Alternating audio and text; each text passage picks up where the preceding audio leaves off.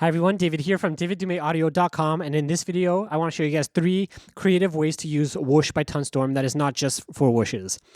Before we dive in, I want to tell you guys about a workshop that I've put together. It's a workshop for video game sound designers. So if you're a video game sound designer, you're looking to start working and earning income from your sound design, I put together a workshop for you to show you exactly how I earn hundreds of dollars every month from my sound design. So if that interests you, or if you want to learn how to do that, just check the link below, or you can go to my website, daviddumaiaudio.com/workshop. All right, so let's jump in here. So 3 creative ways to use Whoosh by Tonsturm. So the first way that I do this is by, I have these sounds loaded in. These are all my own sounds. I think they're kind of swing sounds that I created, just swinging random things in front of my microphone. I loaded them in here. And what I do is I solo every instrument here. And I make sure to mute the impacts because I don't want any impact sound. And then what I do is I go into each source here, source 1, 2, 3, 4, and I learn the pitch, and then I learn it to, for me, I'm just learning it to CC1, which is the modulation. So I did that for every source. So every source is being modulated by CC1 for the pitch. And now what I can do is I can go and start playing a sound here that I created, and then I just modulate the pitch to whatever I want. So let's have a listen to what that might sound like.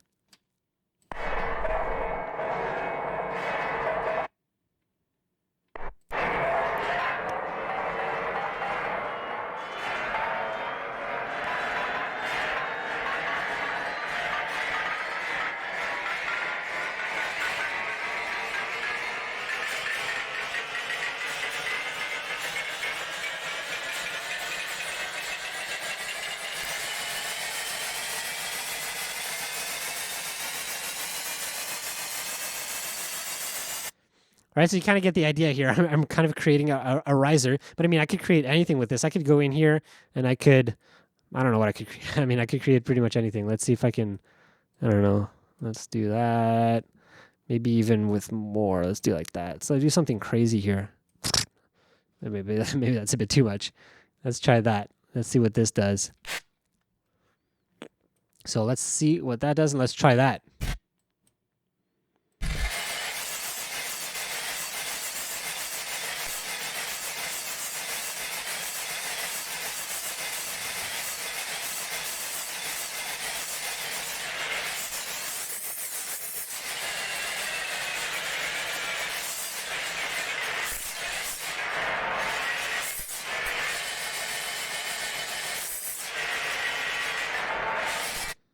Right. Well, the idea here is basically you can right now I'm kind of creating chaos, but really you could create like any kind of riser, downer, any kind of pad or like cool textures or anything like that. Right. So that's the first thing that you can do. And if I take off all these solo parts here, let's take that off just to see what it kind of sounds like on its own here. Let's see if I can do this. Right. So if I was just using it as a whoosh, this is what it would sound like.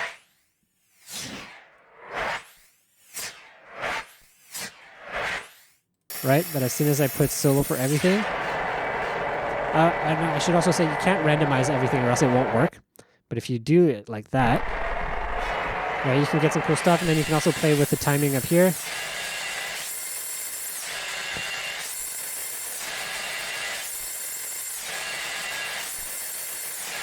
All right, it's not doing too much right now, but you get the idea. All right, so that's the way number 1 that you can do that. And there's other parameters you can play around with and change. I was just showing the pitch here, but I mean, you can do that with the pan, I think, as well. You can do that with the latitude, mix shape, and other parameters in here. So just to give you an idea of what you can do here.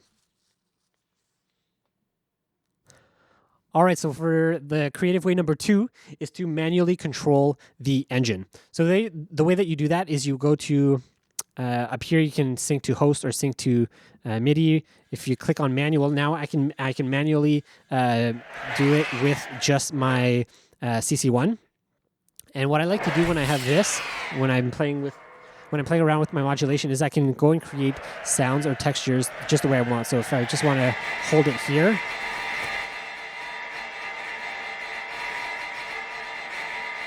and I can just hold things there. I can make it sound kind of like an engine, so I can layer this as an engine sound.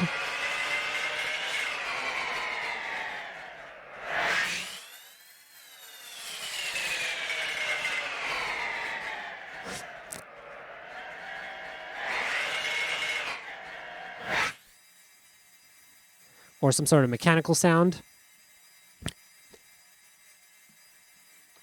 Right, you get the idea. You can basically create different sounds, and you can use it differently than just having a whoosh or a pass by or something like that. You can have layers, you can create textures, things like that for your sound. So that's creative way number 2.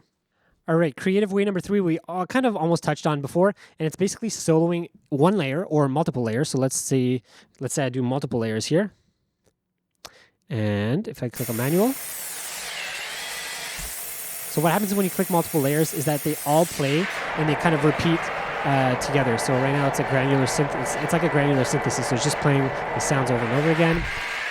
And then what I like to do is I might go in here and I might add some effects.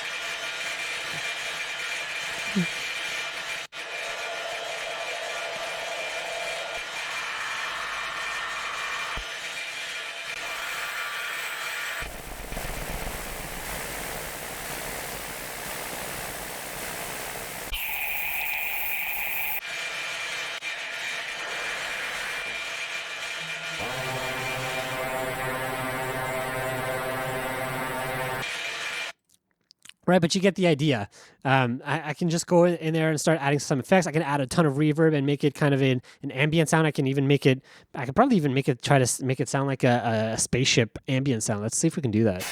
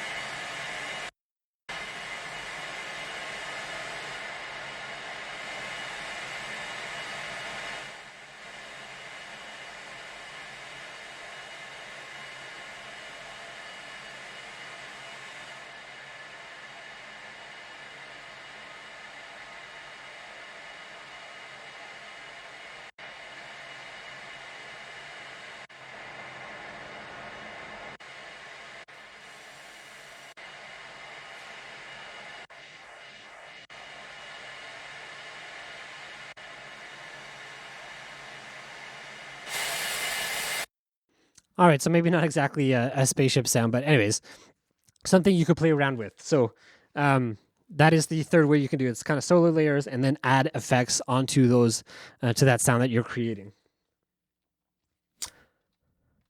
All right, so finally, the last kind of a bonus way that you could use Whoosh is by creating impacts, and this is kind of something I figured out how to do, and I'll kind of show you guys right here how to do that. So you want to unsolo everything.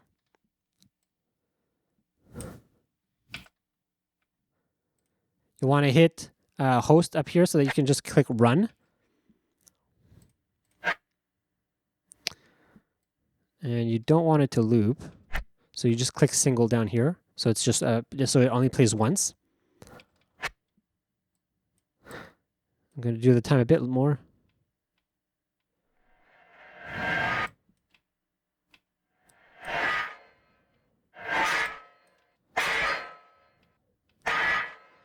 All right, and the trick here is to put the symmetry, the sim up here, for the speed curve is all the way down to the left, and the shape is also all the way down to the left. And then when you play something, you get these sounds. Now, what's cool about this is then now you can go down here. If you loaded multiple of your own samples in the user sample banks here, so you can put 12 in each. So I have this user 1, 2, 3, and 4. So I have 12 times 4.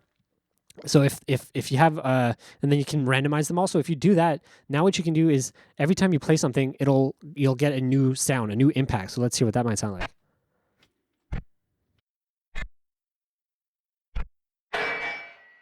There you go.